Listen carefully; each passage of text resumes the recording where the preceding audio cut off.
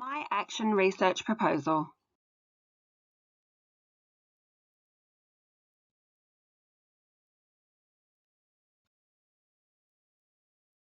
My action research will focus on a government primary school situated in a low socioeconomic community in Western Sydney.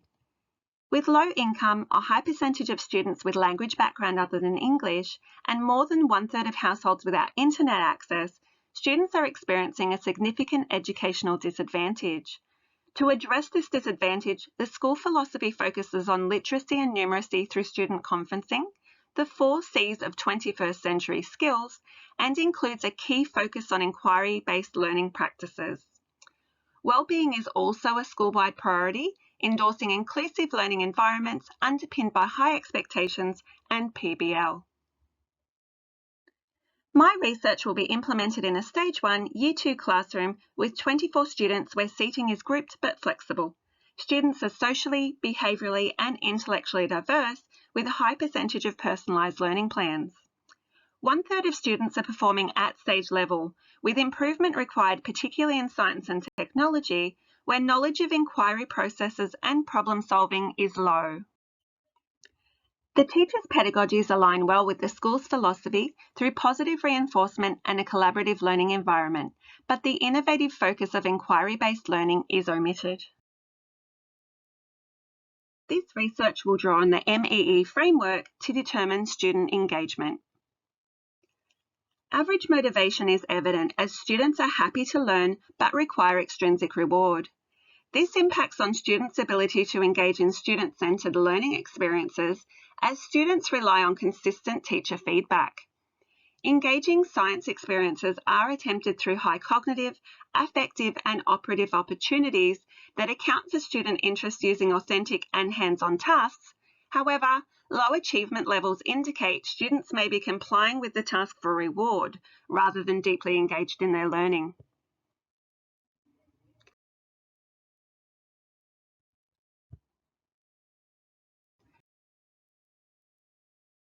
Drawing on the core principles of the MEE framework and the key facets of project-based learning, this research project aims to analyse how this approach to teaching and learning impacts on student motivation and engagement, specifically in science and technology.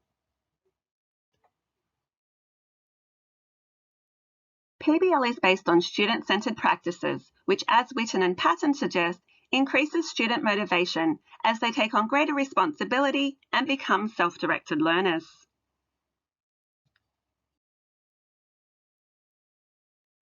Project-based learning is defined as the active and collaborative investigation and solving of an authentic and complex problem, which is based on student interest and where solutions are exhibited at school or community level.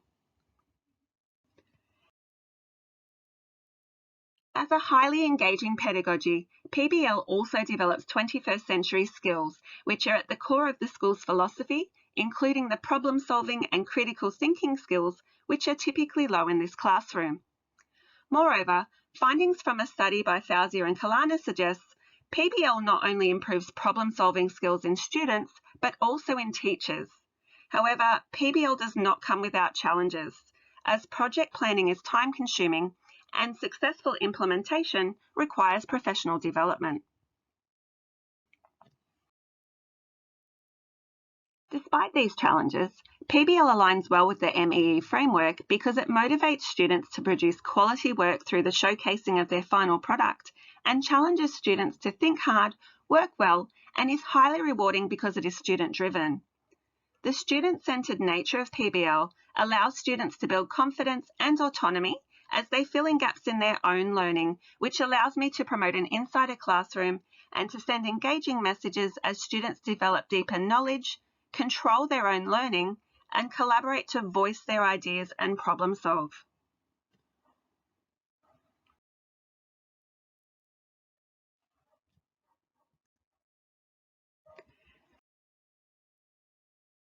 The subsequent slides will contain 3 engaging and active science and technology experiences which draw on PBL principles and student interests using an authentic confronting issue.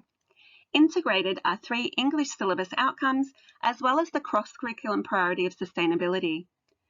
This sequence of active experiences will motivate students and set the scene to overcome the disengaging educational messages so prominent in low SES communities, while also supporting my own professional development.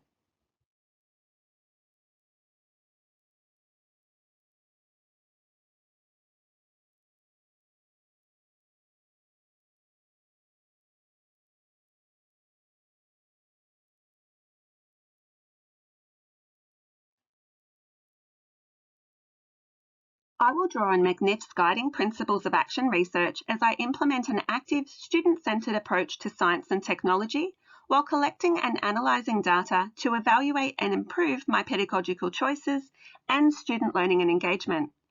I plan to collect student work samples, self-assessment and observation notes, and to measure these against the MEE framework to ascertain student engagement and syllabus outcomes to determine achievement. Prior to collecting data for research purposes, it is critical that I abide by the ethical considerations of conducting research, including gaining informed consent and ensuring information remains confidential. I will collect student work at the end of each lesson and the final product at the end of Lesson 3, and will annotate student work based on analysis criteria to indicate outcomes of learning and engagement during each of the science lessons.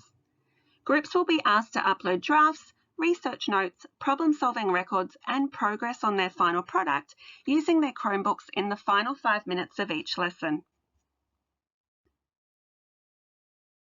Although work samples can be subjective and make it difficult to measure individual student contribution, this is outweighed by its many affordances, as work samples are readily available, can be annotated and scrutinised after each lesson, and importantly, as highlighted by Passion, they allow me to see the outcomes at each stage of learning, rather than focusing solely on the final product, which provides insight into engagement and persistence at the task.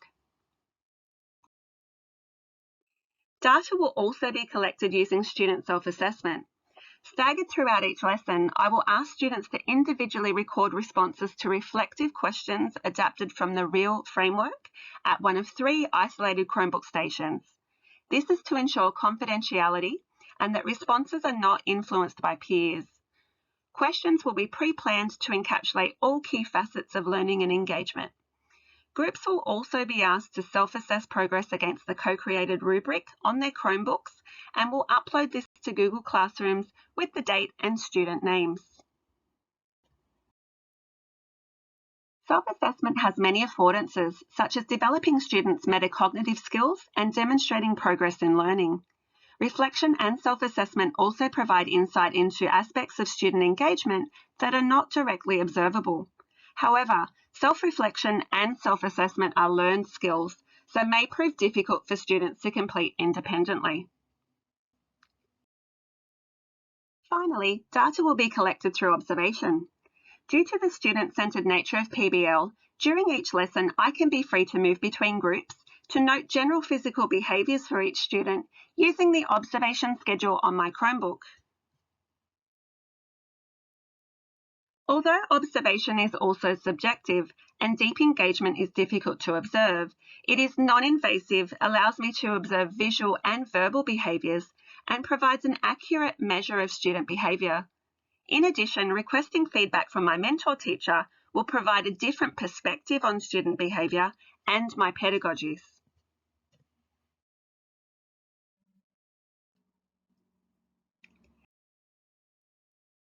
Data will be examined against markers of engagement using the MEE framework and markers of achievement using syllabus outcomes. The screen depicts the indicators of high cognitive, high affective and high operative engagement that will be used for analysis of each of the data types, and the indicators of achievement. My actions during the 3 lessons will also be recorded by my mentor teacher and examined against the same markers of engagement to determine how my actions influence student motivation, engagement, and learning. As Frederick et al. Indicate, student engagement is multifaceted and must include all aspects of engagement to capture the rich data essential for targeted change. Additionally, To ensure evidence is rigorous, as Burnett and Bartlett suggest, it is critical that I triangulate the data by combining my own and my mentor teacher's observations with student views through self-assessment.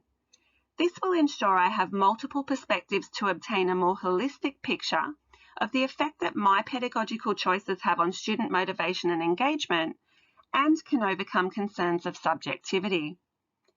To inform my research, my observation notes will record students' physical behaviours during the process of drafting and problem solving, while student self-reflection will allow students to inform me of their learning and indicate any attitudinal changes towards science across the 3 lessons. Additionally, by combining work samples which provide data on the outcomes of learning with the observations that highlight the process of learning, I will obtain a multidimensional picture of student learning journeys.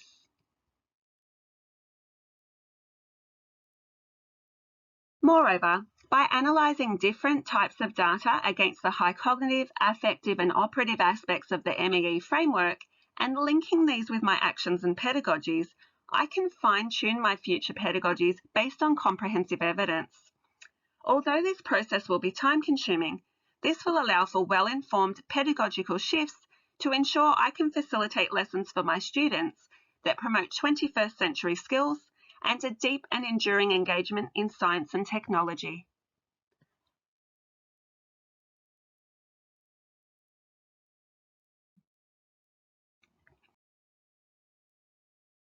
Experiences that foster substantive engagement and develop 21st century skills are at the core of the school's philosophy, and as Munns and Sawyer indicate, play a critical role in the educational outcomes of students, particularly in low SES communities.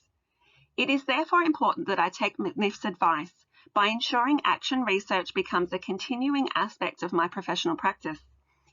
As a form of self-evaluation, action research will play a critical role in refining and developing my future pedagogies by providing evidence of change and highlighting my own learning and the effect this has on my students. Additionally, this will allow me to meet numerous Australian professional standards for teachers. For example, through collaboration with my mentor teacher and self-evaluation, I will meet standards 3 and 6 as I implement 21st century pedagogies and evaluate my actions and their effect on student engagement and achievement. In addition, planning and assessing PBL experiences that engage and cater to the diverse needs of my students allows me to meet standards 1, 2, 4 and 5 as I develop a deeper understanding of effective teaching strategies and how they enhance student learning.